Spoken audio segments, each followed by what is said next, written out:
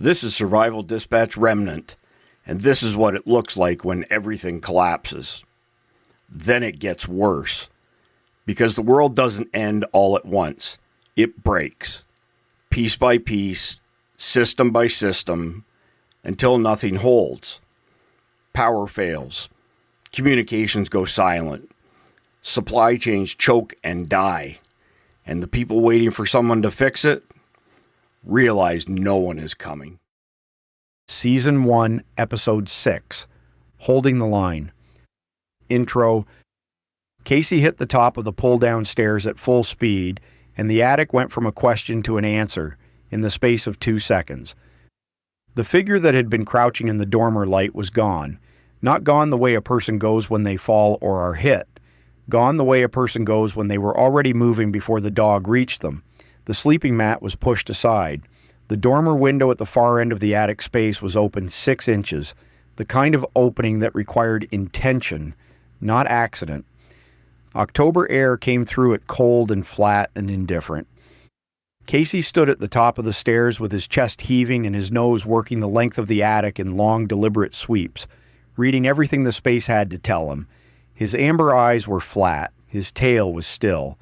He moved to the dormer window and stood below it and looked up at it and then back at Mark, with an expression that did not require translation. Gone.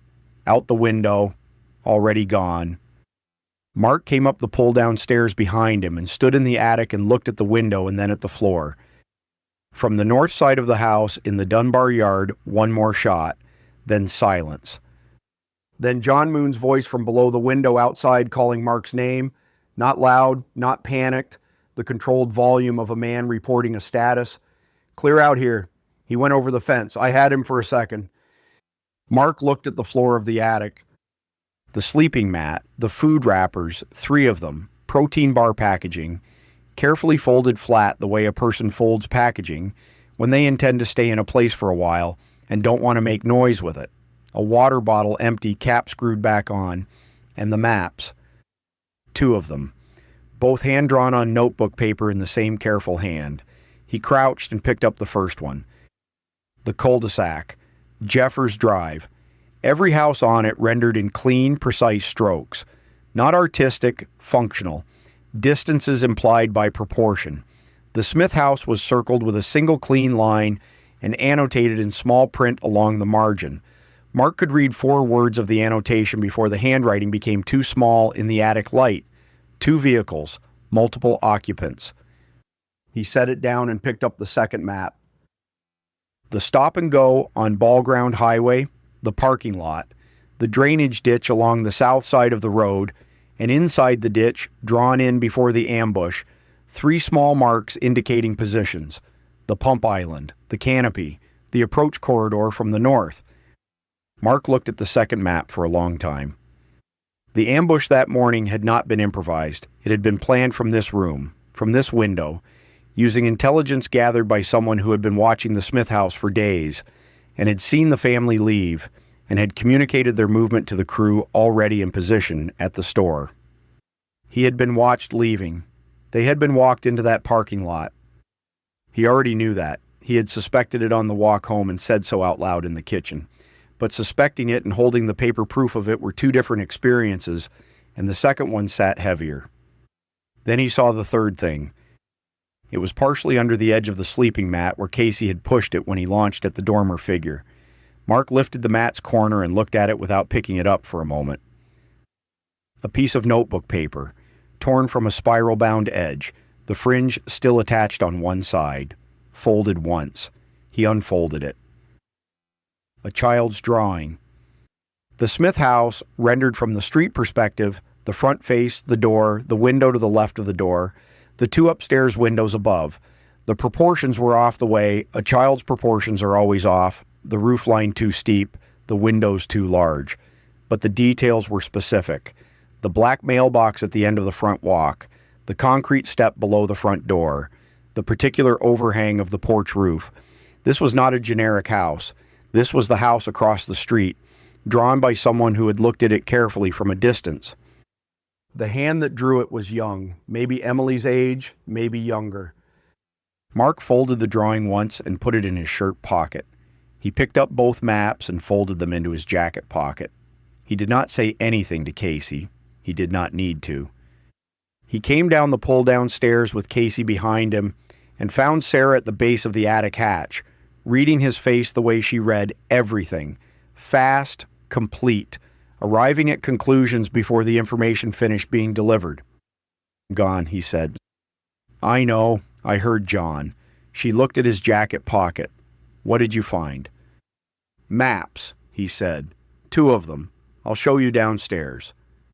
She looked at him for a moment longer, at his face specifically, at whatever was sitting behind his eyes that he wasn't saying yet. She had been married to him for 19 years, and she knew the difference between what he was telling her and what he was carrying. "What else?" she said. It was not a question. "Downstairs," he said. The Halverson house was cleared room by room. John Moon went through it with Mark, while Sarah held the base of the stairs and Casey moved between them, checking corners with the particular systematic attention of an animal that has learned that corners matter. The living room with its pushed furniture and the platform made of stacked shelves.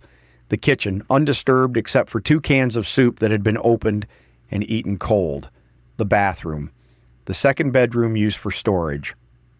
Nothing else. No person, no additional evidence, no indication of how long the occupation had been running, or how many people had used the house at different points. The Halverson house was empty.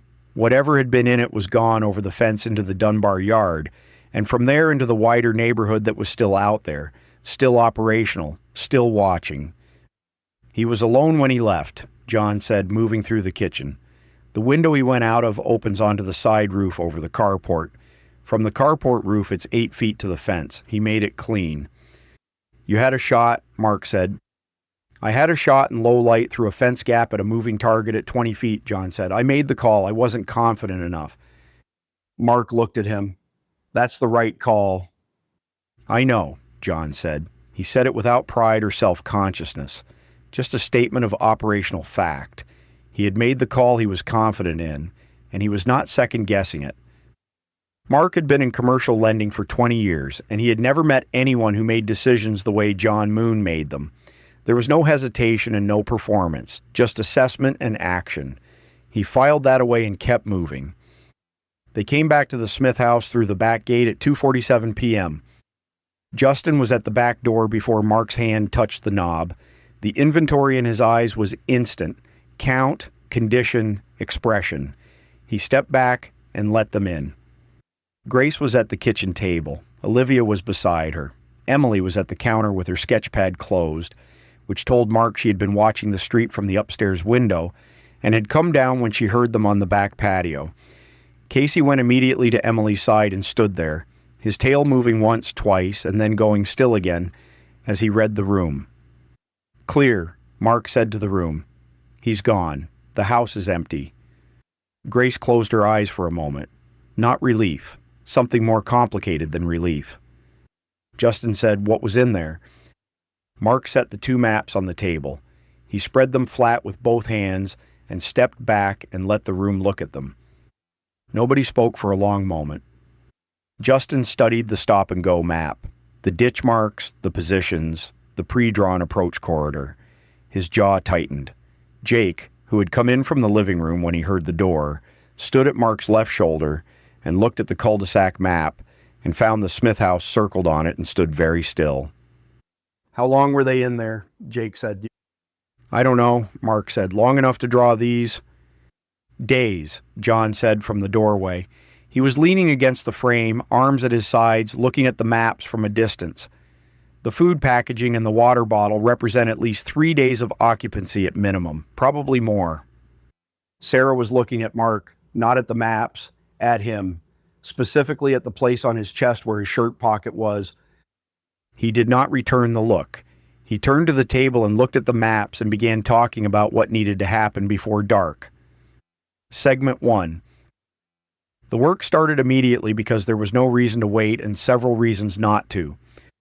Mark laid it out at the kitchen table with everyone present, all of them, including Olivia, because the information was operational, and operational information belonged to everyone old enough to act on it. The house needed to be hardened before dark. Dark was 3 hours away. 3 hours was not much time when the work included every window, every door, every sight line, and every position in the house that a person defending it might need to use. "We know the house has been under observation," he said. "We know whoever was in the dormer communicated movement to the crew at the stop and go this morning. We do not know if there is a second wave planned for tonight. We act as if there is." John was already on his feet before Mark finished. "I'll take the perimeter. I want to walk the fence lines and identify the approach vectors before we start hardening the interior." "Take Jake," Mark said. Jake straightened from the wall. "Yeah," he said, not asking, confirming. John looked at Jake for a moment. The look was not the look of an adult assessing whether a teenager was capable. It was the look of a man deciding whether a partner was useful. Whatever he saw in Jake's face satisfied the assessment. "5 minutes," he said, and moved toward the back door. Sarah was already in the garage accessing the preparedness supplies she had staged 2 years before any of this happened. The plastic sheeting and staple gun. The medical bag restocked as much as it could be restocked with what they had. The hand crank radio that had been running intermittent broadcasts for 6 days now. The signal degraded and patchy. The information it carried increasingly fragmentary. She came back through the kitchen door with her arms full and set everything on the table and looked at Grace. "Windows," she said. Grace was already reaching for the plastic sheeting. They had done this once before, in the first 2 days, in the immediate aftermath, before the nature of the threat had fully declared itself. This time was different. This time the plastic was going up not to keep fallout out, but to reduce visible light bleed after dark. A house that showed light was a house that announced occupancy to anyone moving through the neighborhood with intent. Emily said from the counter, "The Briggs house has been dark for 2 nights. Mark looked at her. "I was watching from the upstairs window," she said, "while you were gone. The Briggs house and the Oliver place, both dark since last night. The Olivers left. I saw them go yesterday morning with bags. The Briggs house, I don't know." Mark looked at John, who had paused at the back door. "Tom Briggs is at the Oliver place," John said. "Or was, when I came through yesterday. If they move together, that's good." He paused. "If they move separately, it means something pushed them."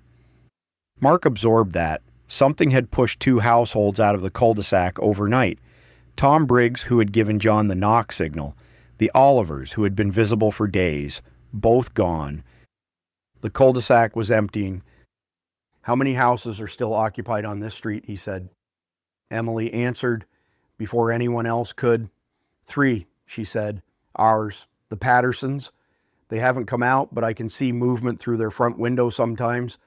And the house at the end with the gray truck. The truck moved yesterday and came back." Mark looked at his 12-year-old daughter, who had been cataloging the neighborhood from the upstairs window while he was in a parking lot ambush and an attic clearing, and now stood at the kitchen counter telling him things he didn't know and needed to. "Good," he said. Just that, but he said it like he meant it. John and Jake went out the back gate and began walking the fence line perimeter. Mark watched them from the kitchen window for a moment, John moving at an angle to the fence rather than parallel to it, Jake matching his pace and angle without being told to, the two of them covering the back corner of the property in a pattern that was not random. John was teaching without teaching. Jake was learning without being a student. Mark turned away from the window and picked up the plastic sheeting. The work of hardening the house was not dramatic. It was physical and tedious and necessary, and it filled the next 2 hours with the specific texture of people who know that what they are doing will matter and are not wasting the time they have to do it. Every window got sheeting on the inside, stapled at the top and weighted at the bottom with books from the shelves in the living room. The sheeting would not stop around. It would stop the light bleed that announced the house was occupied and active after dark. In a neighborhood where most of the houses had gone dark, a lit window was an advertisement. The front door got a chair jammed under the knob, and a bookshelf moved in front of it. Not as a barricade in the dramatic sense, but as a delay mechanism. A door that required extra time to breach was a door that gave the people behind it 2 or 3 additional seconds. 2 or 3 seconds was the margin between a good position and a reactive one. Grace worked alongside Sarah without needing to be directed. She had the focused efficiency of a woman who had been running a household for 20 years and knew how to execute a task without commentary, and in the past 3 days that quality had transferred itself cleanly from domestic management to something that looked like operational competence.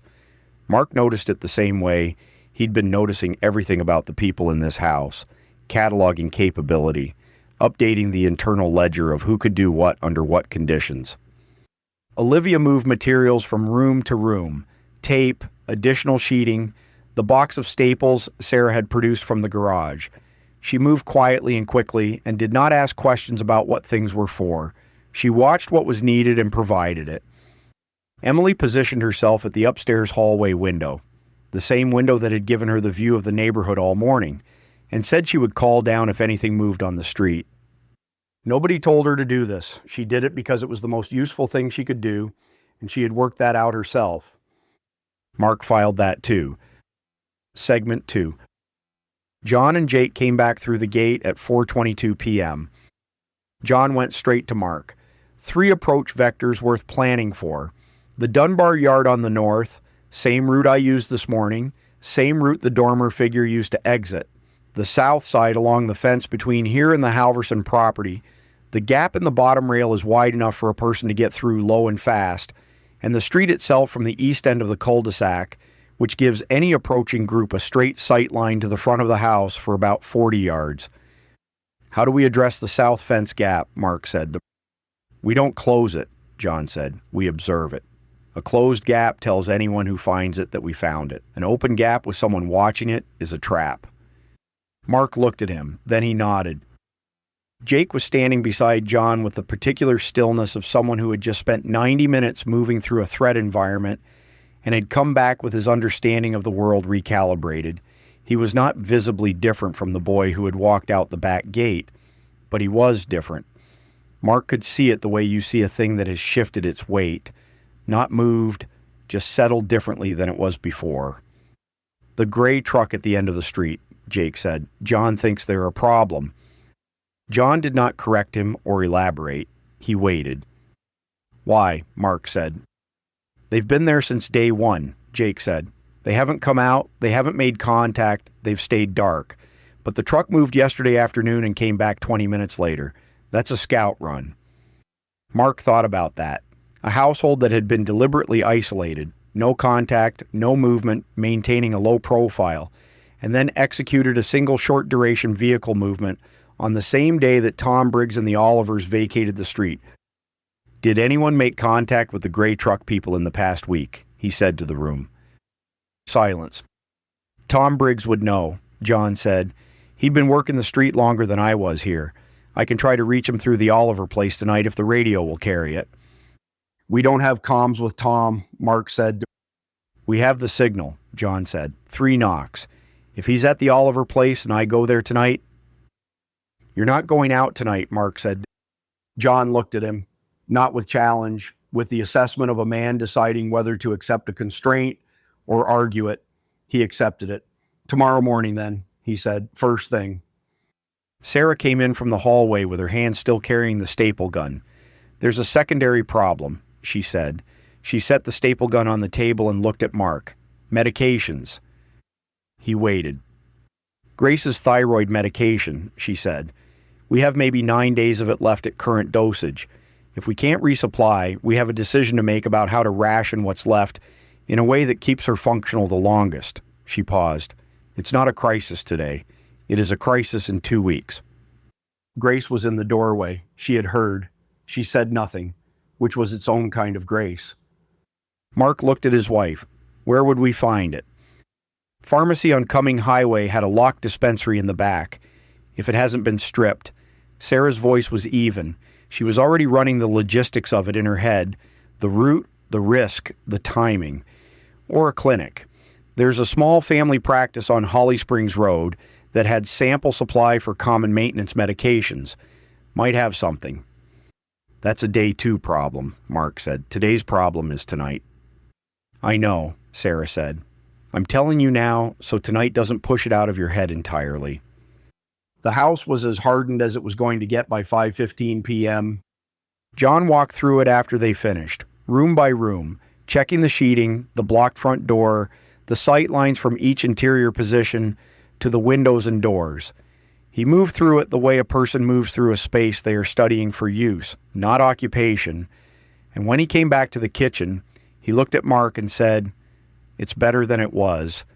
It's not as good as it needs to be." "What does it need?" Mark said.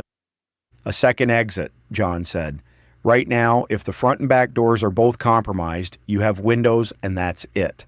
A second floor window onto the garage roof gives you a drop route. Rope would help. We don't have rope."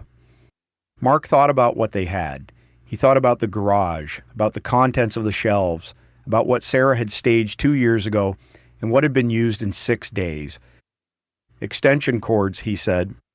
John looked at him. 2 heavy gauge extension cords tied together. That's 40 feet of drop rope if we knot them right.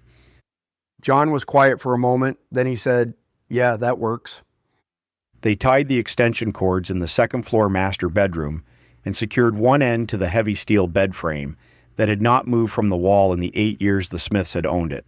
Mark tested the knots. John tested them again.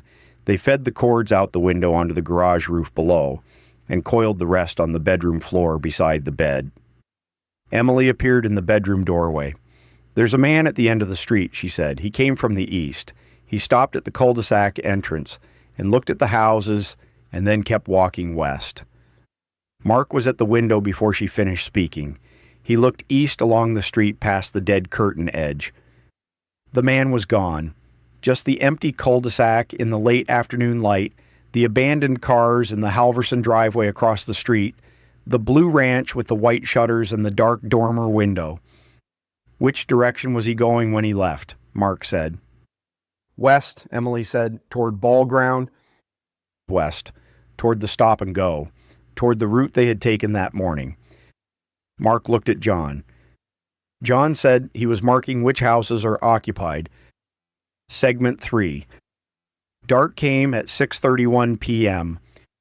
The house had been dark since 5:45. All interior light sources extinguished or moved to interior rooms with no window exposure.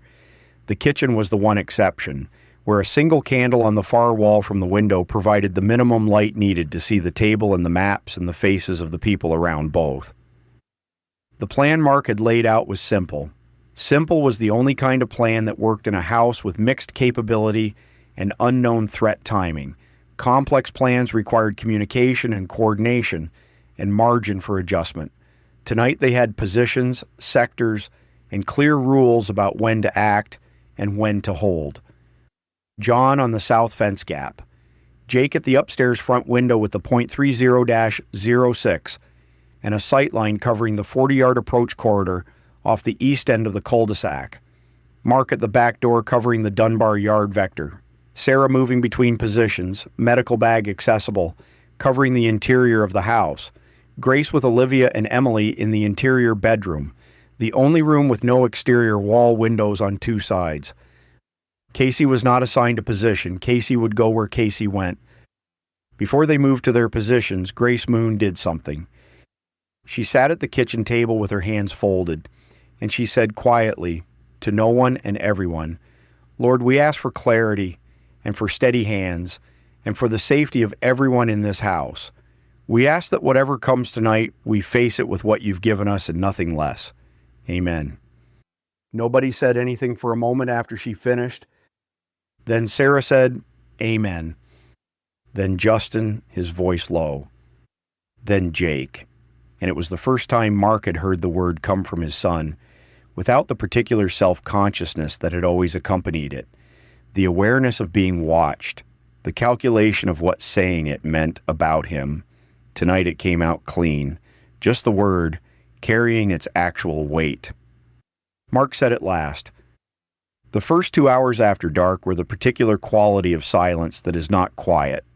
Every house settles. Every neighborhood at night produces a texture of sounds, wind, animals, mechanical systems cycling on and off. Most of that texture was gone now. What remained was simpler and more alarming in its simplicity. Wind, branches, occasionally far away, a sound that might have been anything, or might not have been anything, and had to be assessed and filed. Casey moved through the house on a circuit. Front room, back hall, upstairs, front room again. Not frantic, methodical.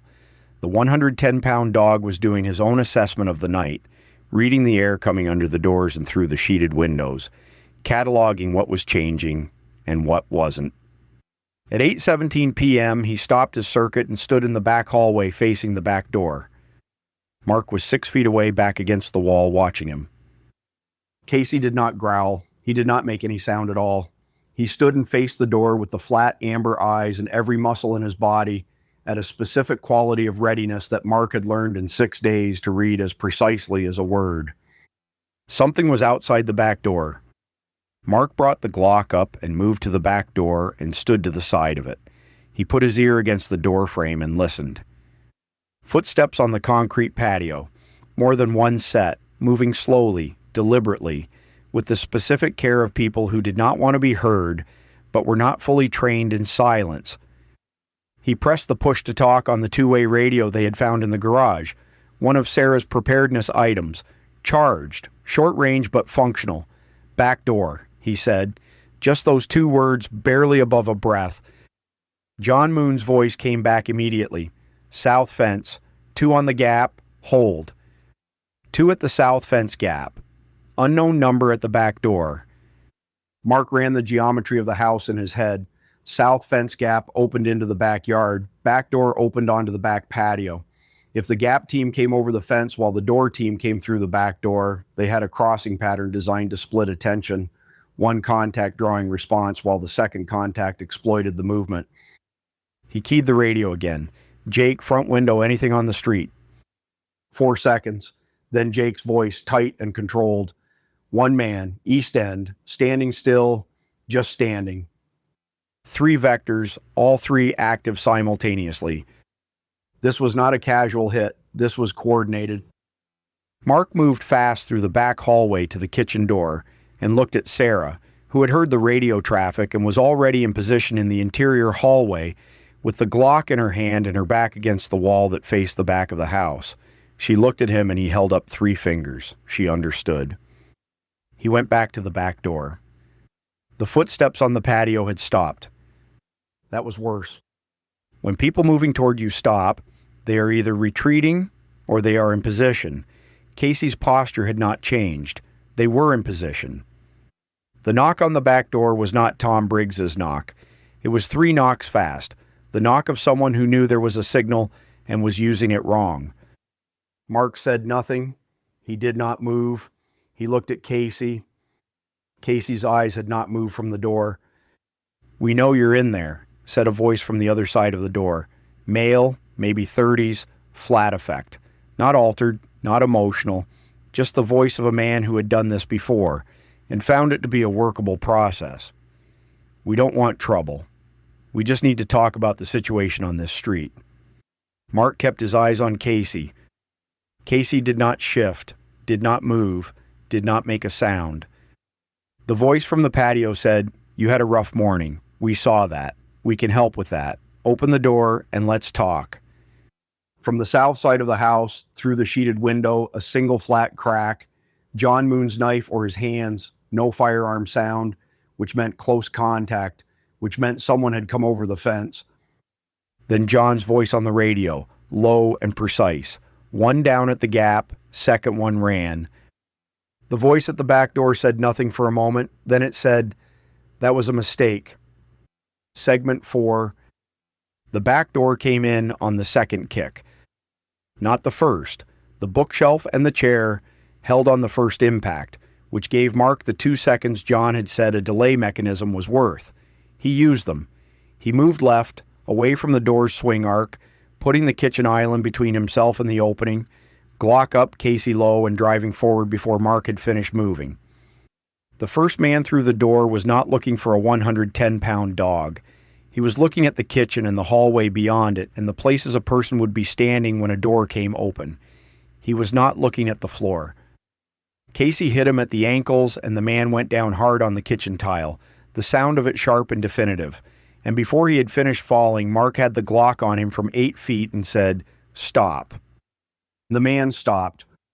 He was on his back with Casey standing on his chest, all 110 pounds of dark brindle and flat amber eyes 6 inches from the man's face. And he was very still in the way people become very still when they understand the math of the situation they are in. The second man had not come through the door. Mark could hear him on the patio.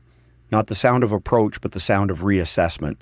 The specific shuffle of weight that means a person is deciding whether to commit or withdraw.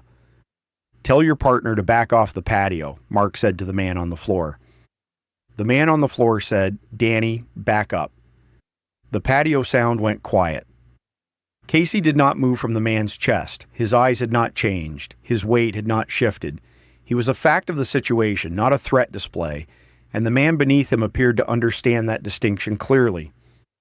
Mark moved to the side of the back doorway and looked out at the patio. The second man, Danny, was at the far edge of the concrete near the fence line. He had his hands visible at his sides. He was maybe 25, thin, wearing a canvas jacket with no visible weapon from this angle. He was looking at the back door with the expression of someone who had come into an operation with a specific expectation and was now recalibrating. "Hands stay visible," Mark said. Danny nodded. From the radio, John's voice. "Front of the house. The man at the east end is moving, coming west along the street." "Jake," Mark said into the radio. "I have him," Jake said. His voice was controlled. Not calm in the way of someone who wasn't registering the situation. Controlled in the way of someone who was registering it completely and managing the response. He stopped at the Halverson driveway. He's looking at the house. Mark looked at the man on the floor. Casey still on his chest. "Who are you?" Mark said. "Ray Toombs," the man said. He said it with the resigned directness of a man who had given his name before under similar circumstances. "We're out of the Haynes Mill subdivision. 3 houses, 12 people. We've been on our own for a week." "You kicked in my back door to introduce yourself." Ray Toombs looked up at the ceiling. "We knocked first." "You used the wrong knock," Mark said, "and you came with 3 people to a conversation." "We came with 3 people because the last time we sent one person to a house on this street, he didn't come back." Mark absorbed that.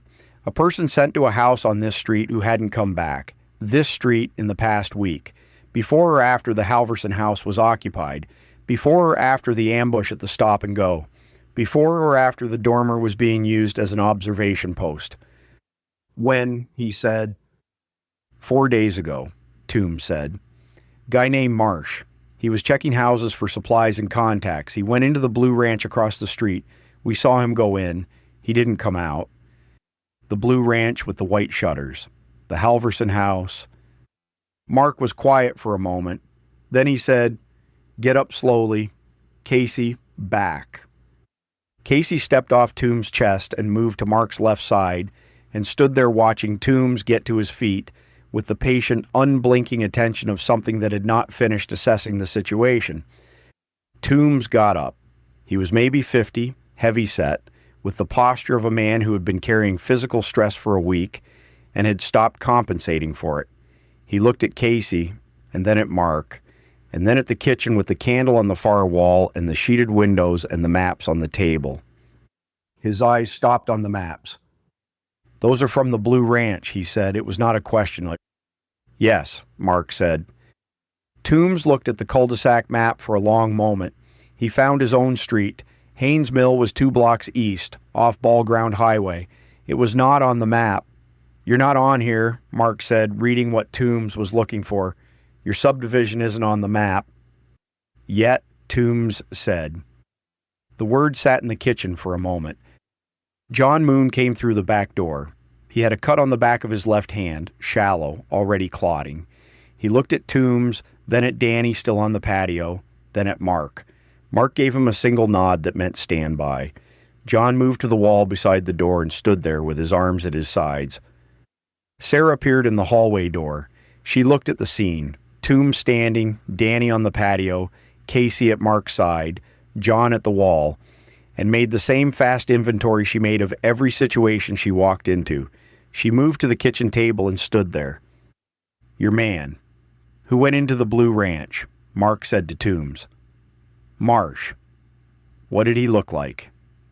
Toombs described him. 50, gray hair, heavy set. Hadn't been feeling well for days before he went out. Mark looked at Sarah. Sarah looked at Toombs. "What do you mean hadn't been feeling well?" she said.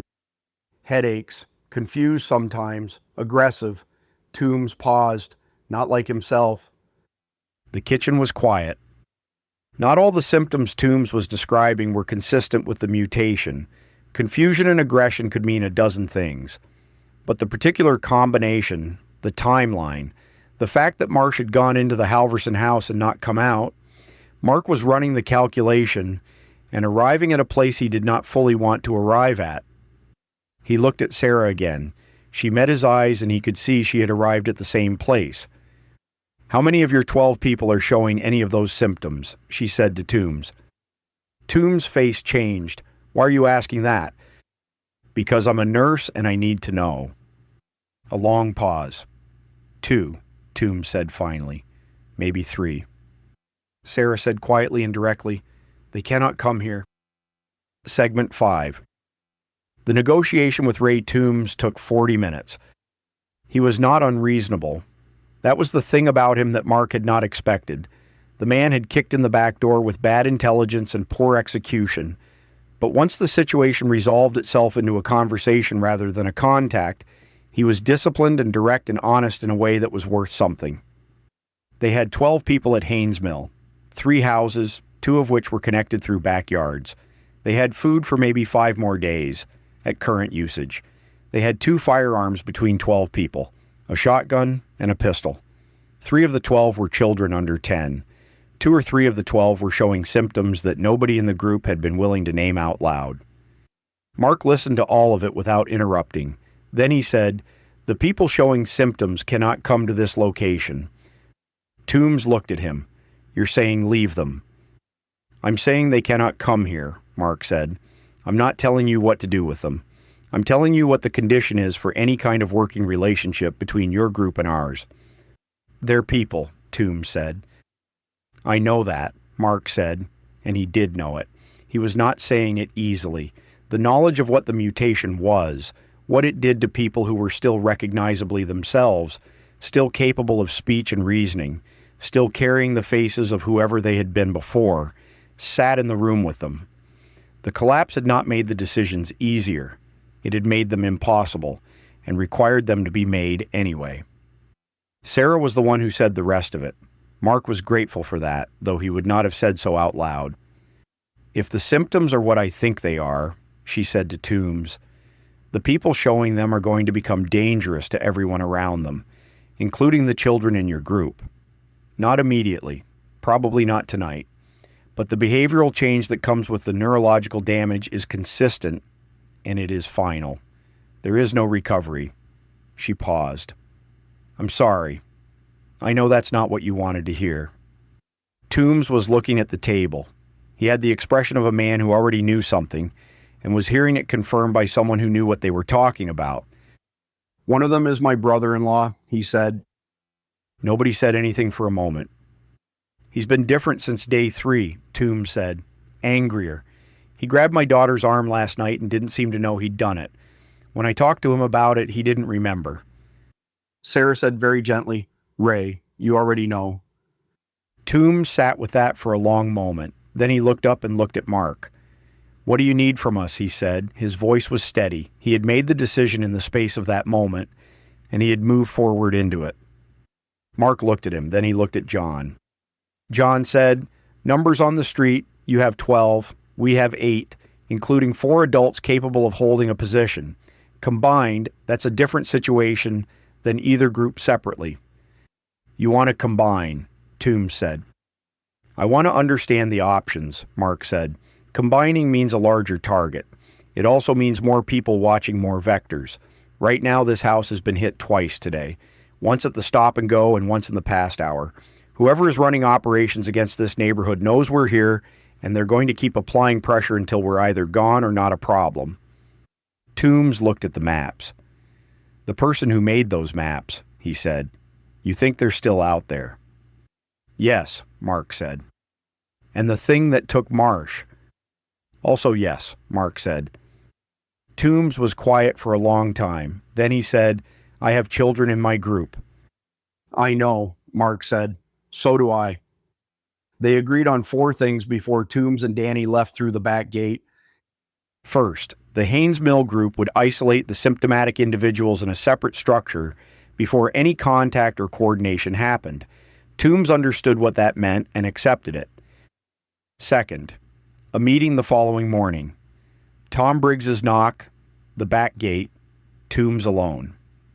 Third, no movement by either group on Ball Ground Highway without communication between the groups first. The stop-and-go corridor was compromised and would remain compromised until they knew more about who had used it and whether they were still in the area. Fourth, the gray truck at the end of the cul-de-sac. Toombs knew the family, the Henleys. They had been at Haynes Mill briefly in the first 2 days and left. He described them as scared and capable and unlikely to be a threat. He would verify. Mark walked them to the back gate and watched them go. Then he stood in the backyard for a moment in the dark.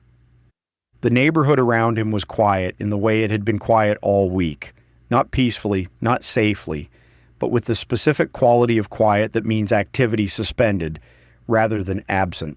Something was out there in the dark, patient and unhurried, and it knew this address. He went back inside. Segment 6. The second wave came at 11:40 p.m. Not Toombs, not the man at the east end of the street. Different people, 4 of them, coming from the west along the cul-de-sac in a loose spread, using the dead cars in the Halverson driveway for cover as they moved toward the Smith house. Emily saw them first. She was not supposed to be at the upstairs window. She was supposed to be in the interior bedroom with Grace and Olivia. She was at the upstairs window because she had woken from a half sleep at 11:30 and had gone to the window without fully deciding to, the way she did things that turned out to matter. And at 11:38 she had seen the first shape move along the far side of the Halverson driveway. She went to the top of the stairs and said in a voice that was quiet and completely level, "Dad, 4 of them, coming from the west. They're using the Halverson driveway." Mark was at the base of the stairs in 4 seconds. The radio went to all positions.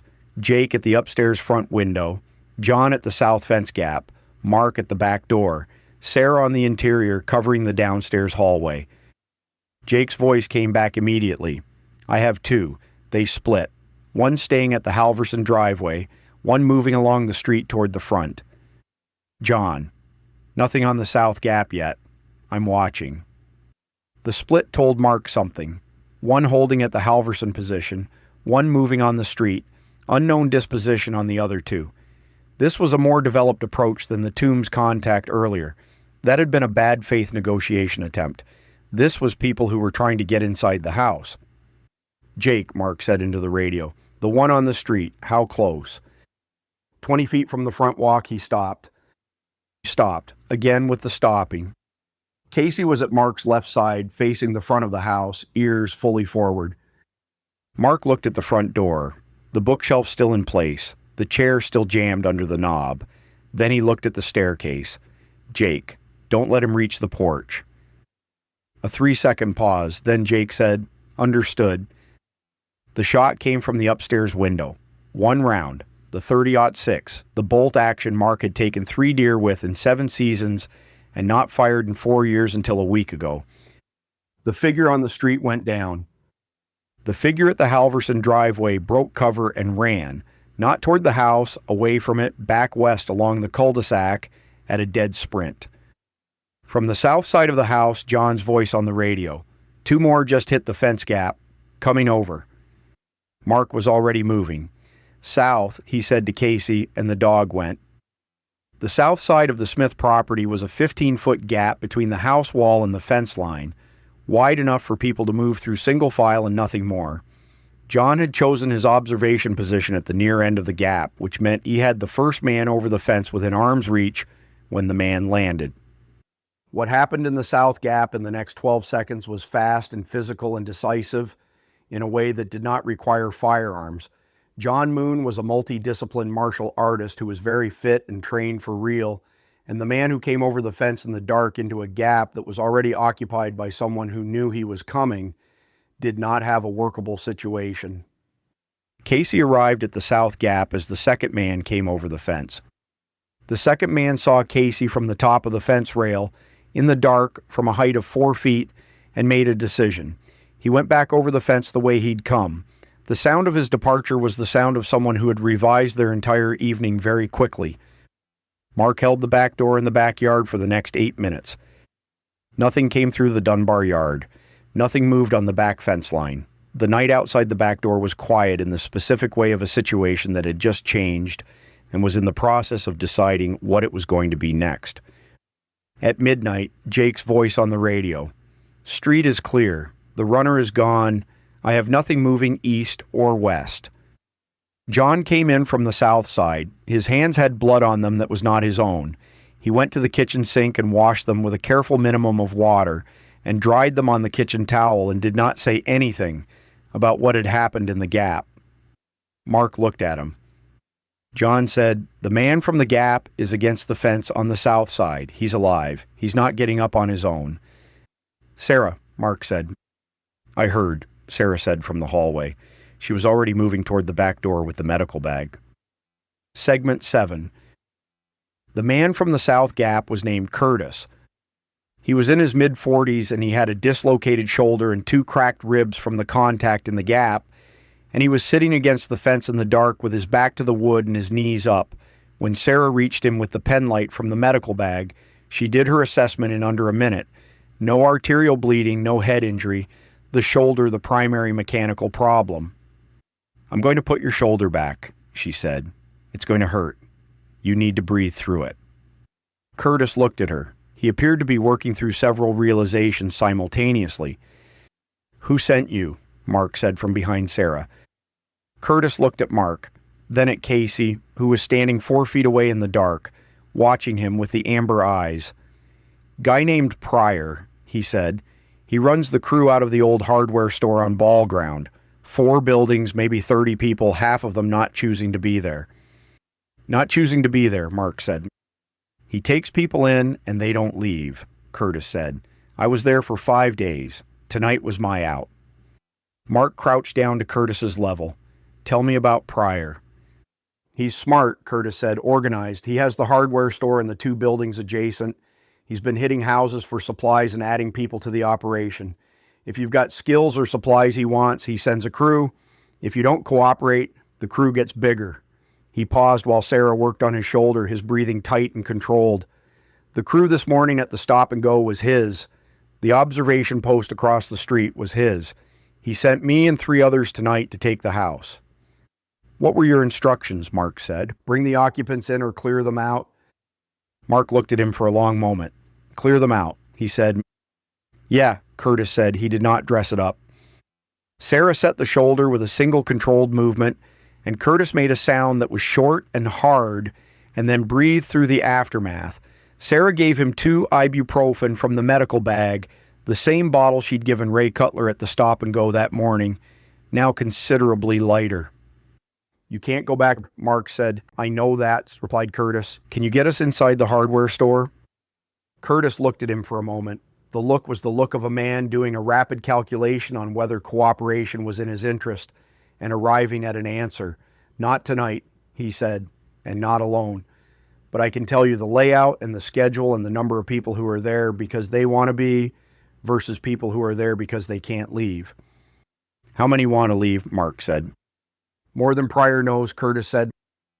They brought Curtis inside, into the kitchen, under John Moon's direct attention, long enough to extract everything he knew about the hardware store operation. The conversation took 40 minutes, and Mark took notes on the back of the cul-de-sac map in the margins, writing small and fast, and by the end of it, he had a picture of what they were dealing with that was considerably more complex than a crew of looters working a neighborhood. Pryor was building something, an operation with a location, staffing, a supply acquisition methodology, and enough organizational coherence to maintain observation posts and coordinate multi-vector approaches on individual houses. It was not sophisticated by any professional standard. It was more sophisticated than anything that had any right to exist 6 days after the collapse, which meant Pryor had started building it before 6 days ago. John was thinking the same thing. Mark could see it. "How long has the hardware store been his base?" John said to Curtis. "He moved in day one," Curtis said. "He had a plan for it before day one." The room was quiet for a moment. "The map's in the dormer," John said to Mark. Not a question. "Yes," Mark said. Pryor, or someone working for Pryor, had been in the Halverson house observing this street with pre-drawn intelligence infrastructure before the collapse was even a week old, which meant the observation had started either on day one or before it, which meant someone had planned for this. They let Curtis go at 1:30 a.m. with the understanding that he would make contact through Toombs the following morning, and that his cooperation was the only thing that made him a useful variable rather than a threat. He understood the terms. He left through the back gate and disappeared into the dark. Mark stood at the back door after the gate closed and looked out at the yard and the fence and the dark of the Dunbar property beyond it. The defensive stand had held. The house was intact. All 8 people in it were alive and uninjured. The second wave had broken against a position that had been hardened, manned, and defended by people who had each been doing the right thing in the right place at the right time. But what it had produced was not comfort.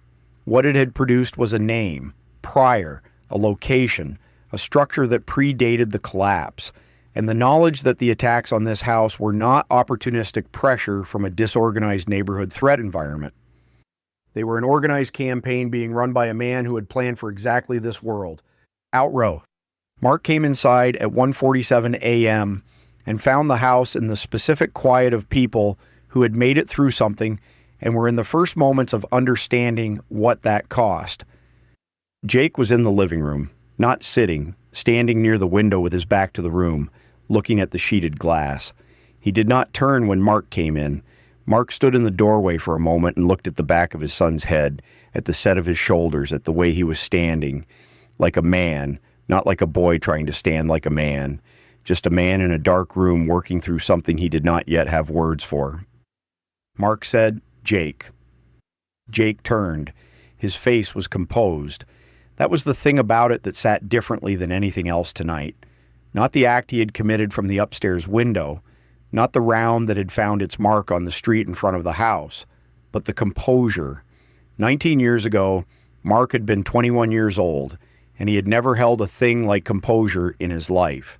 He did not know where his son had found it, or whether it was real, or whether it was the particular shell that forms over a thing when a person cannot afford to process it yet. "You good?" Mark said. Jake looked at him for a long moment. "I don't know," he said. "Yeah, I think so." A pause. He would have come through the door. "Yes," Mark said. "He would have." "I knew that," Jake said. "When I made the call, I knew that. That's the part I'm okay with." Mark waited. "The part I'm not okay with," Jake said, "is how easy it was to know it." Mark stood in the doorway and did not say anything for a moment. There was nothing to say that would fit the shape of what his son had just told him.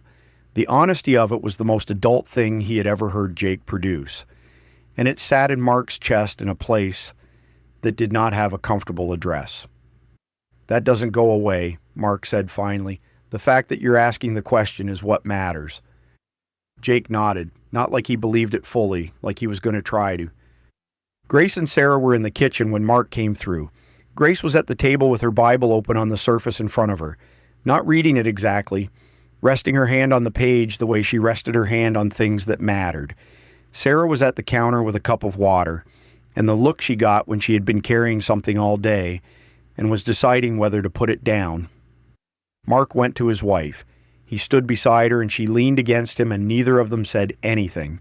The kitchen smelled like candle wax and the particular staleness of a sealed house under stress, and underneath all of it, faintly, the lavender soap Sarah had been using since before any of this, and which was running low in the upstairs bathroom, and which, when it ran out, was going to be gone.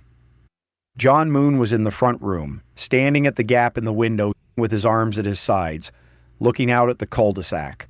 The Halverson house across the street was dark. The dormer was dark.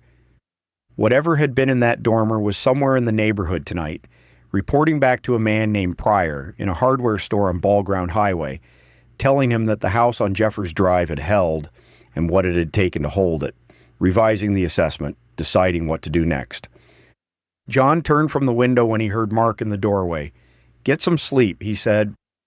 "In a bit," Mark said. "I'll take first watch." Mark looked at him for a moment. 6 days ago, this man had been a name in Grace's phone and a loose family connection, and a person nobody had seen in months. Tonight he had taken a man off a fence in the dark with his bare hands and washed the evidence off his palms at the kitchen sink without ceremony, and now he was offering to stand the first watch of the night like it was a thing he had always done. 2 hours, Mark said, then Jake takes over. John nodded and turned back to the window. Mark went upstairs. He sat on the edge of the bed in the dark master bedroom, with the extension cord coiled on the floor beside it, and he reached into his shirt pocket and took out the folded piece of notebook paper.